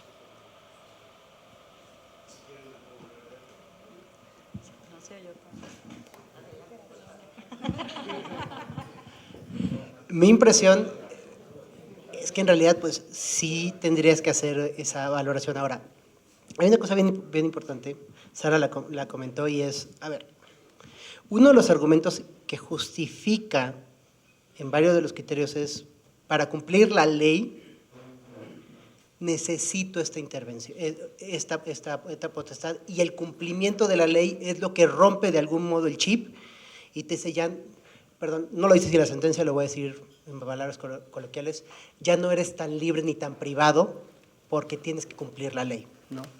Y por lo tanto tienes que tener una mayor, que resentir mayor interferencias a tu privacidad. El tema está muy bien y lo puedo entender, por ejemplo, en el primer caso, pues era pues, la regulación bancaria, ¿no? O sea, yo creo que pocos sectores tan complejos como este. Pero COFECE o la comisión ahora es transversal, o sea, es decir, no todas las actividades de la industria o no todas las actividades económicas tienen la misma densidad regulatoria, ¿no? Entonces, ahí el tema es mucho más amplio porque dice, si vas a hacer negocio, prácticamente poder decir, porque como vas a cumplir con la ley, y uno de los cumplimientos con la ley tiene que ver con que te portes bien y no realices conductas anticompetitivas, todo lo que tenga que ver con eso, automáticamente ya no tiene esa presunción de privacidad, ¿no? Entonces, ese sería el estándar, creo yo. Lo fácil sería, pues bueno, uno tiene 2 computadoras y ahí sí te diría, pero ya reconoces lo que decía Sara también, el criterio material, ¿no? Que le llaman algunos, ¿no? Que es, tienes que meterte a revisar. Más bien yo diría, pues es que ni siquiera sé si es material, más bien es decir, ya no, ahí no vas a tener ninguna posibilidad porque si quieres hacer negocio se presupone que vas a hacer negocio en términos competitivos porque el 25 prohíbe las prácticas o sanciona o pretende acabar con las prácticas anticompetitivas y por lo tanto, con ese objetivo, pues todo lo que tenga que ver con tu actividad comercial potencialmente puede ser revisable. Y yo creo que está bien, ¿eh? La verdad, si ustedes me dicen, digamos, es la consecuencia natural del capitalismo, si queremos vivir en una sociedad de mercado y donde que se porten bien, pues tenemos que darle ese poder a las empresas. O sea, suena fatalista, pero yo creo que es, digamos, el antídoto lo que le termina sanando pues, este sistema en el que nos quisimos meter. Porque si no, o sea, pensemos ahora como usuarios. ¿Cuántas veces alguien se va a quejar de, oye, es que esta empresa está pasando de lanza y, pues bueno, si queremos que una empresa no se porte mal, pues necesitamos un Estado que tenga las verdaderas herramientas jurídicas o las potestades amplias para tratar de controlar o cuidar, ¿no? Yo con eso me quedo.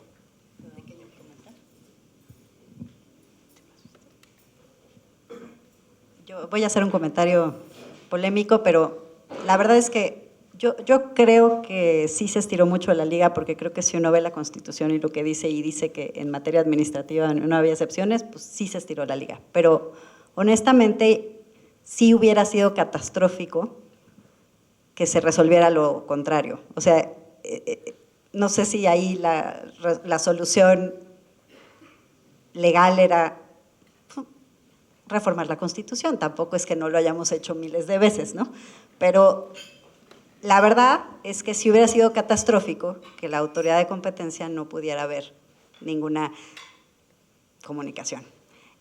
Y me debaten, ya estoy viendo ojos, es que hasta los cárteles necesitan autorización judicial para ver, ¿no? O sea, hasta en materia penal necesitas autorización judicial. Entonces ahí es donde, si tú haces un zoom out y dices, híjole, estoy de acuerdo, pero entonces, ¿dónde están los límites? Porque tampoco podemos abrir simplemente a que puedan hacer todo, aunque estoy de acuerdo en que tampoco podemos amarrarlos de manos, ¿no? Entonces hay un punto medio ahí muy complicado en el cual se tienen que respetar derechos sin amarrar a la autoridad.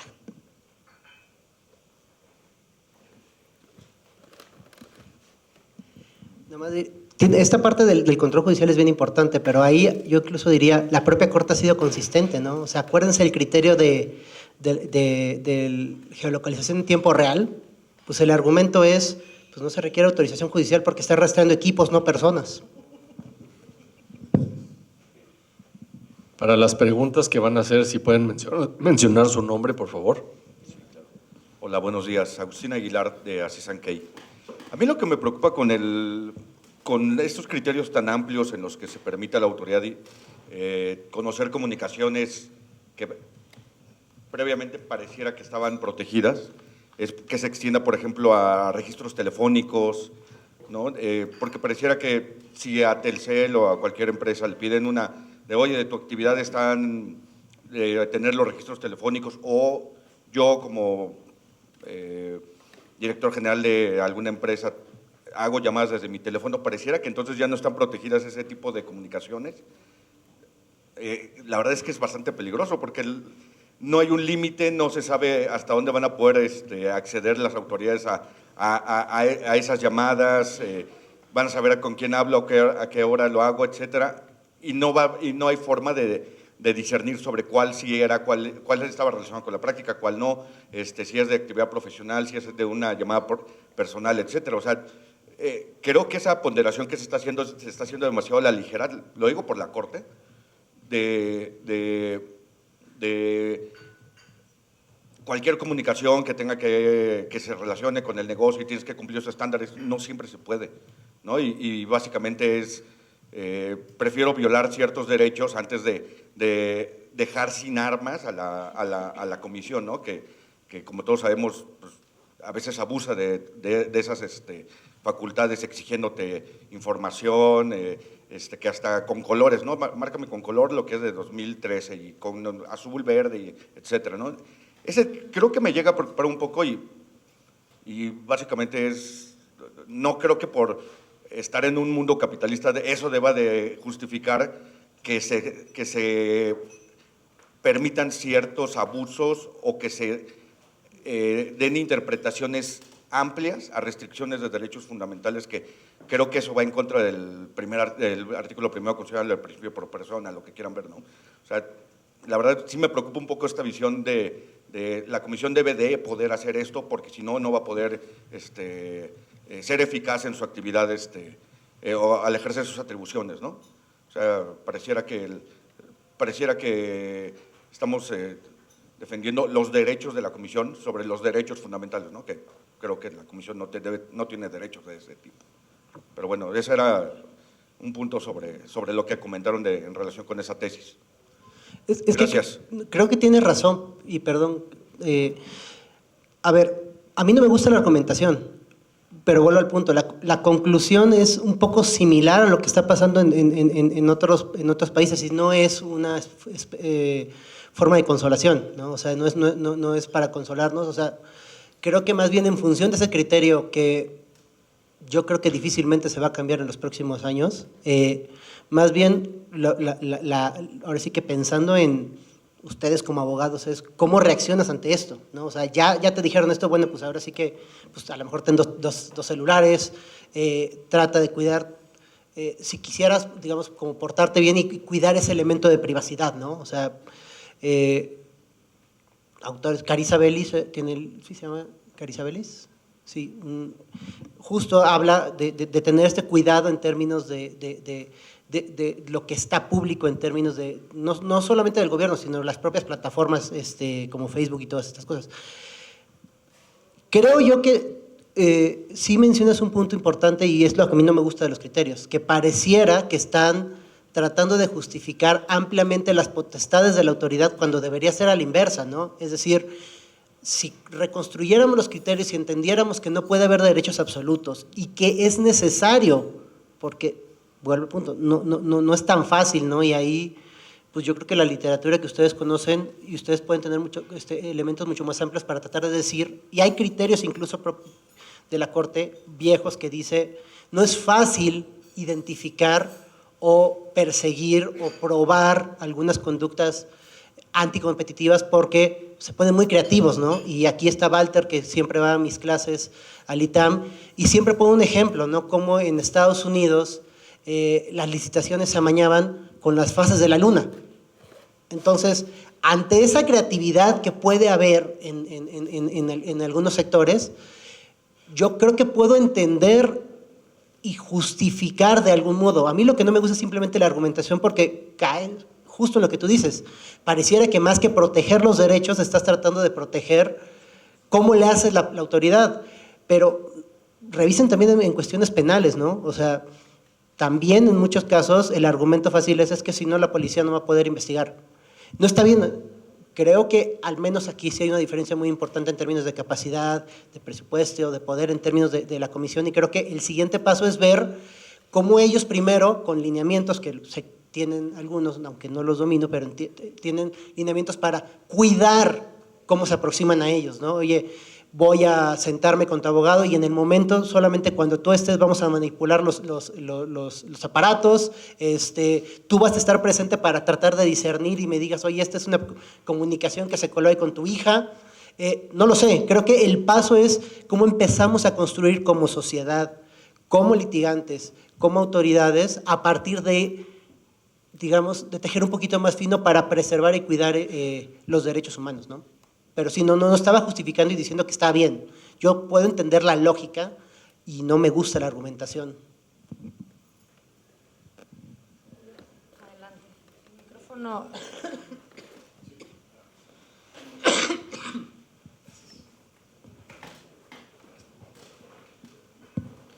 Pues primero, muchísimas gracias por la exposición, magistrada Omar, Sara, estuvo muy buena y sé que todavía no acaba. Yo solo quisiera centrarme en una cuestión que mencionaba Sara, que en realidad, y bueno, o sea, creo que ya la inviolabilidad de las comunicaciones privadas sería más fácil que la sentencia dijera que no existe para personas morales.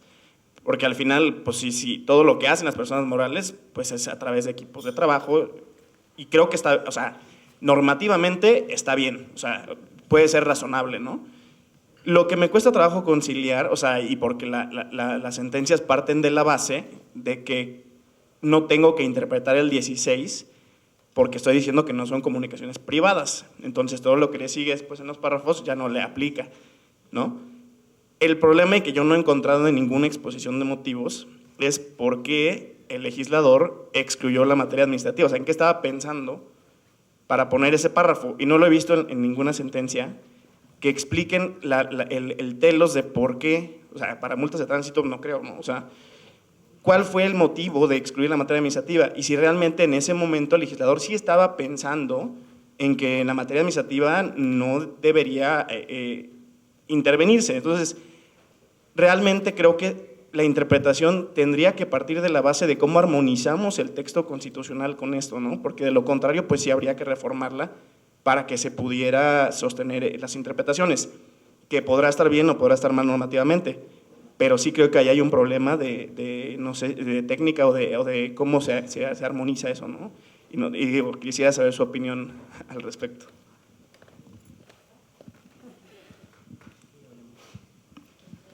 Yo creo que se excluía la materia administrativa porque se trataba el derecho administrativo sancionador igual que el penal. O sea, no le veo otra explicación. Tampoco he encontrado una explicación distinta. No sé por qué excluirías a la materia administrativa y no o cualquier otra, de que nunca se pudiera hacer una intervención si no fuera por eso. Y por eso es que dije, bueno, está bien, si ya vamos a abandonar ese criterio, pues entonces ya quitemos eso de la Constitución, porque realmente eso en financiero no se está dando, en competencia no se está dando, y la siguiente materia regulatoria va a seguir los mismos criterios. Entonces, pues ya evolucionamos como sociedad de eso, ya estamos pensando otra cosa, y pues no tengo más que decir.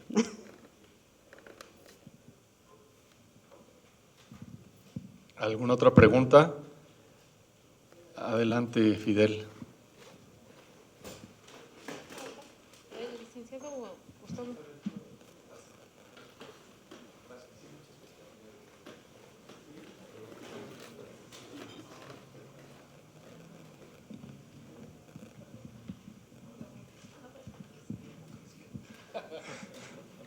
Muchas gracias por la exposición, es lo único que quería decir. No, a ver, yo sí creo que en algún punto van a tener que atemperar estos superpoderes de la comisión, y les voy a decir por qué.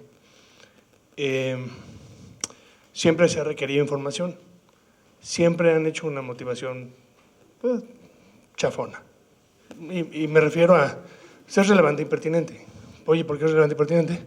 Porque la necesito. ¿Para qué? Porque estoy haciendo una investigación. ¿Y por qué la necesitas para tu investigación? Porque es relevante. Yo nunca he visto una motivación que supere eso.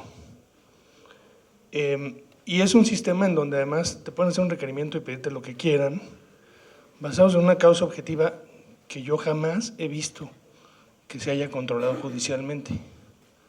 Yo nunca he visto que se caiga un caso porque digan tu causa objetiva estaba mal y por eso todo lo que vino después es incorrecto, es inválido. Jamás.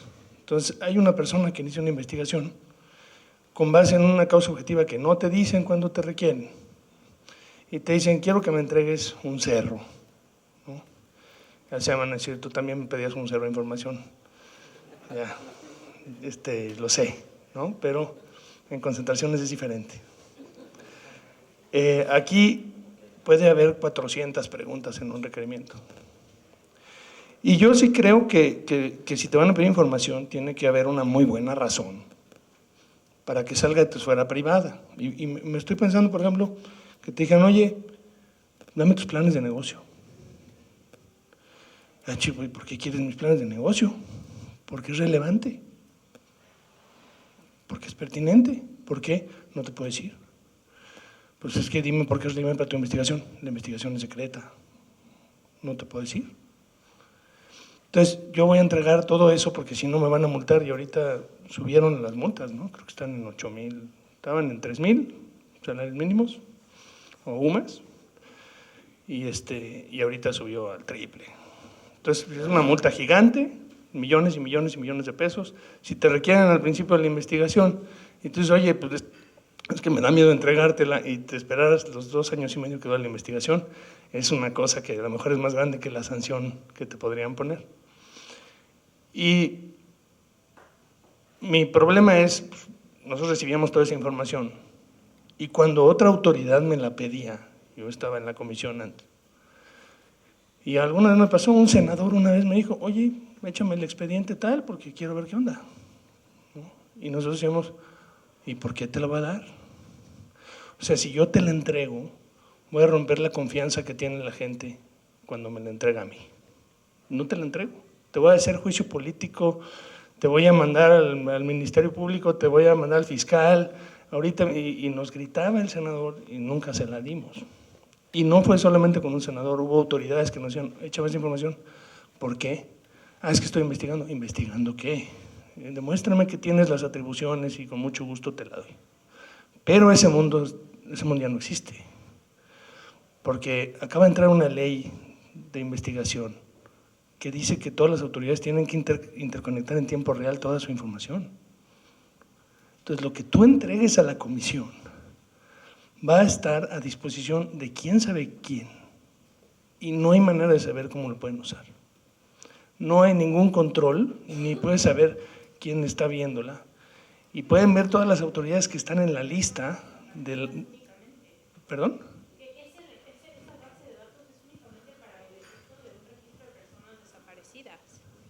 No, lo que dice la ley de inteligencia es que tienen que interconectar todas las bases de datos del Estado mexicano de los 3 niveles de gobierno para que puedan tener acceso por temas de seguridad.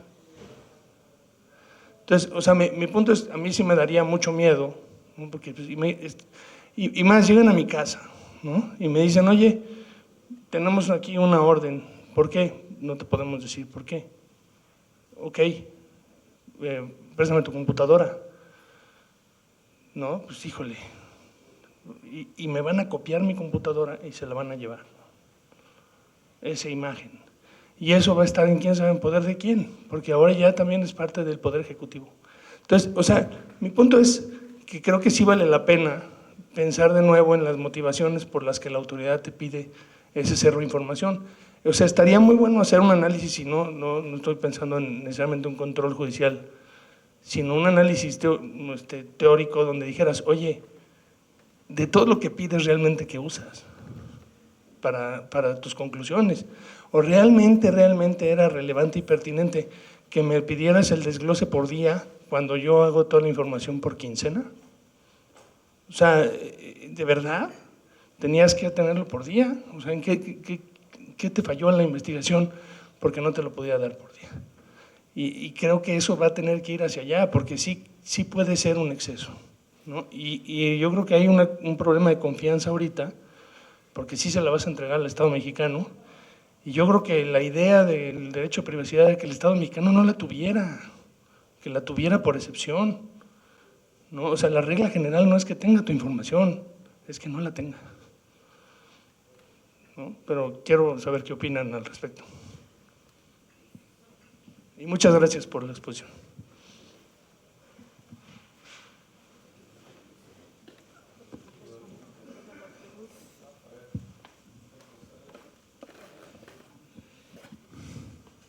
Yo creo que Fidel toca un punto bien importante que nos corresponde a todos como gremio, y es el correcto ejercicio de las funciones públicas en general, ¿no? Hace rato yo decía, pues mira, el estándar es igual.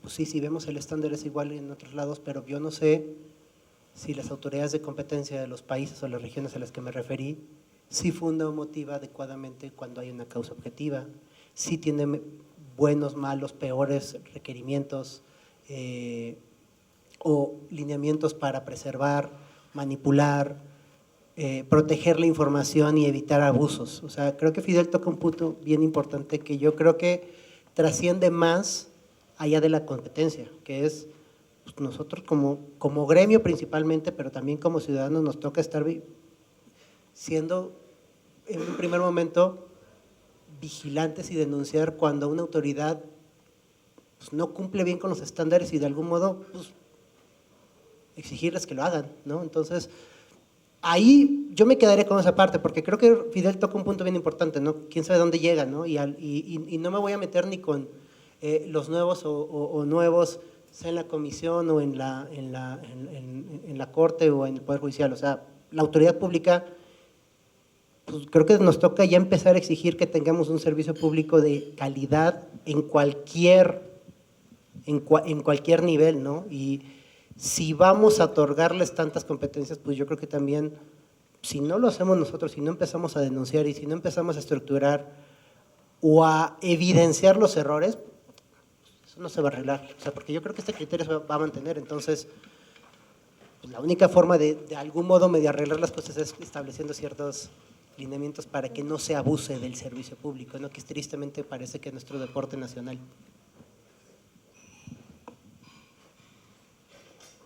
Yo agregaría, creo que yo coincido que una de las cosas que a mí me preocupan mucho, que ya mencionaba el licenciado, y creo que es la preocupación general de la práctica privada, y es partir siempre de la base de que se hizo bien porque tiene facultades, ¿no? Como que creo que con un gran poder viene una gran responsabilidad, y la autoridad tiene un gran poder, tiene facultades de hacer más que lo que hace, no sé, casi cualquier autoridad administrativa, ¿no?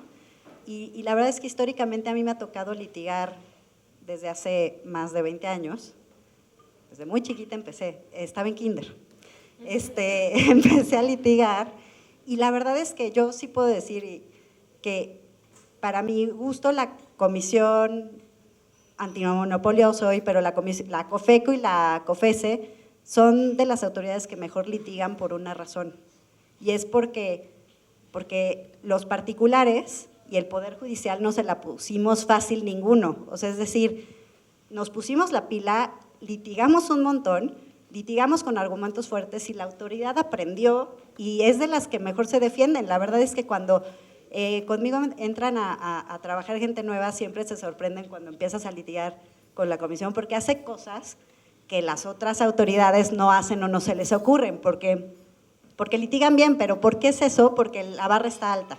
Entonces, yo creo que coincidiendo con lo que mencionaba, está en todos, pues ponerle la barra alta a la comisión con tantas facultades que tiene, litigar bien, o sea, no irnos con argumentos, no sé, bobos o simplones, sino con cosas fuertes, con soporte, con buenos argumentos, y darle las herramientas al Poder Judicial para que sea el maestro, ¿no? O sea, que sea este maestro fuerte que les pone la línea y que les dice, sí, tienes estas facultades, ejércelas bien, y coincido en que es una función de todo el gremio, o sea, de todas las partes tenemos que hacer nuestro contrapeso, ahora sí que haciendo el símil a la competencia, cada una de las partes de este sistema tenemos que hacer nuestro contrapeso para lograr que la autoridad realmente ejerza esas funciones correctamente, ¿no? Gracias. No, yo brevemente felicitar a los expositores y felicitar a la comisión. Qué bueno que en la barra se convoca al Poder Judicial, a los abogados postulantes, a que se debata abiertamente este tema tan interesante. Felicidades.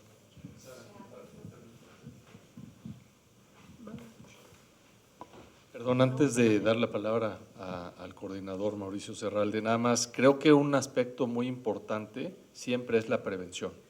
Las recomendaciones que podamos hacer nosotros a nuestros clientes, primero en capacitación de compliance en materia económica, segundo en el manejo, archivo de la información, en el intercambio de comunicaciones. Creo que eso es un tema que va a librar a muchos de las empresas de riesgos después de estar en temas de requerimiento de información. Cuando venga el requerimiento de información, si tienes una capacitación correcta de tus empleados y todos cumplen con la normativa y en el manejo de la información, intercambio, creo que el riesgo es mucho menor. Entonces hay un tema de prevención ahí importante. Nada más comentarlo. Adelante, Mauricio. Muchas gracias. Bueno, ya son las 10 de la mañana, creo que ya tenemos que ir todos a trabajar.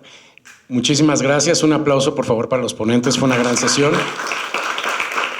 Mil gracias a todos por